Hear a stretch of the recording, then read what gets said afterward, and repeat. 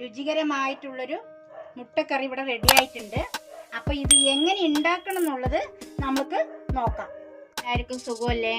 ഇന്ന് നമ്മൾ തയ്യാറാക്കാൻ പോകുന്നത് ഒരു മുട്ടക്കറിയാണ്. നാളികേരം ഒഴിക്കാതെ ഉണ്ടാക്കുന്ന ഒരു മുട്ടക്കറിയാണ്. പൊറോട്ടയ്ക്കായാലും അപ്പത്തിനായാലും ദോശയ്ക്കായാലും നല്ല ടേസ്റ്റിയോടെ ഉണ്ടാക്കുന്ന ഒരു മുട്ടക്കറിയാണ്. അതെങ്ങനെ തയ്യാറാക്കണം എന്നുള്ളത് നമുക്ക് നോക്കാം. അപ്പം അതിന് തയ്യാറാക്കാൻ വേണ്ടിയിട്ടുള്ളൊരു ചീൻചട്ടിയാണ് വെക്കാൻ പോകുന്നത്. സ്റ്റൗ കത്തിച്ചിട്ട് അപ്പം ചീൻചട്ടി വെച്ചിട്ടുണ്ട്. നന്നായിട്ടൊന്ന് ചൂടായി വരട്ടെ. അപ്പം നന്നായി ചൂടായി വന്നിട്ടുണ്ട് ചീൻചട്ടി. അതിലേക്ക് ഇതിലൊരു പാത്രം എണ്ണ ഒഴിച്ചിട്ടുണ്ട്. അത്ര വേണ്ട, കുറച്ച് ഒഴിച്ചിട്ടുണ്ട്. അപ്പം എണ്ണ നന്നായി ചൂടായി വന്ന ശേഷം നമുക്ക് ഉള്ളി ഇടാം. അപ്പം എണ്ണ നന്നായി ചൂടായി വന്നിട്ടുണ്ട്. നമുക്ക് അതിലോട്ട് ഉള്ളി ഇടാം. ഒരു 3 ഉള്ളി എടുത്തിട്ടുണ്ട് ഞാൻ. ഈ വലിയ ഉള്ളിയായിട്ട് സബോള ഒരു 3 എടുത്തിട്ടുണ്ട്. അപ്പം നന്നായിട്ടൊന്ന് ഇളക്കി കൊടുക്കാം. നന്നായി ഇളക്കിയിട്ട് നന്നായി കളറൊന്ന് മാറി വരണം. അപ്പം ഇത് ഉള്ളി നന്നായിട്ട് കഴുകി വന്നിട്ടുണ്ട്. ഇനി നമ്മൾക്ക് ഇതിലേക്ക് ഒരു ചെറിയ തക്കാളി നോക്കിയിട്ട് ഒരു 3 തക്കാളി എടുത്തിട്ടുണ്ട്.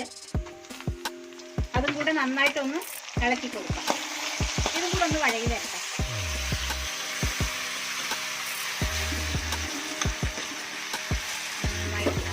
നന്നായിട്ട് വഴകി വന്നിട്ടുണ്ട്. നമുക്ക് അതിലേക്ക് ഒരു 4 പച്ചമുളക് എടുത്തിട്ടുണ്ട്.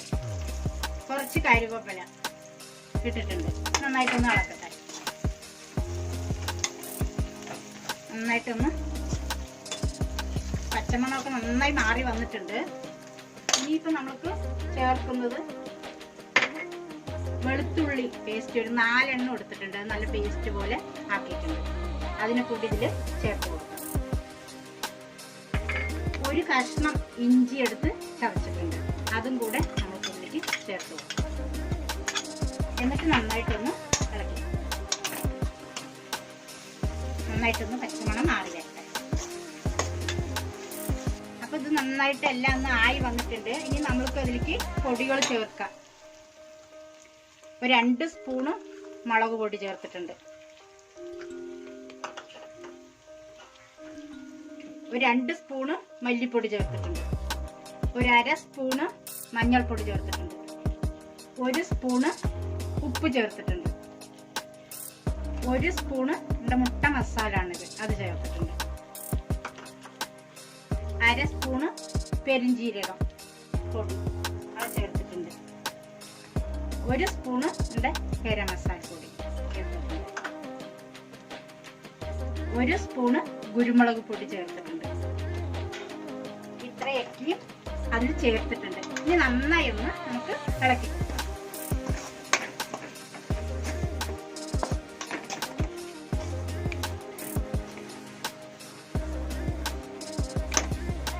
അതിന്റെ പച്ചമണമൊക്കെ നന്നായിട്ട് മാറി വന്നിട്ടുണ്ട്.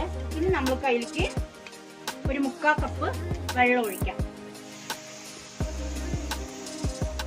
ഇനി നന്നായിട്ടൊന്ന് ഇളക്കി കൊടുക്കാം. നന്നായിട്ട് എന്നിട്ട് തിളച്ച് വരട്ടെ. അപ്പം നന്നായിട്ട് തിളച്ച് വന്നിട്ടുണ്ട്. കളറ് കണ്ട നല്ല കളറായിട്ട് വന്നിട്ടുണ്ട്. നാളികേരം ഒന്നും ഒഴിച്ചിട്ടില്ല. നല്ല ഗ്രേവിയായി വന്നിട്ടുണ്ട്.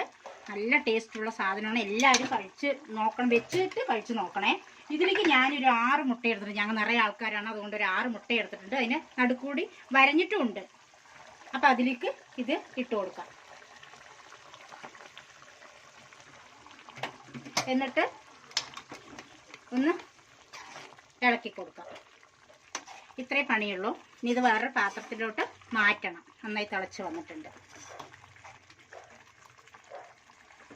ഈ കറി ഒന്ന് പാത്രത്തിലേക്ക് മാറ്റി വെച്ചിട്ടുണ്ട്. അപ്പോൾ ഇതെല്ലാം ഇവിടെ റെഡി ആയിട്ടുണ്ട്.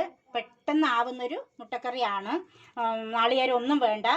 ഗ്രേവി നല്ല ഗ്രേവിയൊക്കെ ആയിട്ടുണ്ട്. ദോശയ്ക്ക് വേണമെങ്കിലും അപ്പത്തിന് വേണമെങ്കിലും ഇഡ്ഡലിക്ക് എന്തിനു വേണമെങ്കിലും കഴിക്കാം. 5 മിനിറ്റ് കൊണ്ടാകുന്ന ഒരു പണിയാണ്. ഞങ്ങൾ ഇന്ന് കഴിക്കാൻ പോകുന്നത് പൊറോട്ടയാണ്.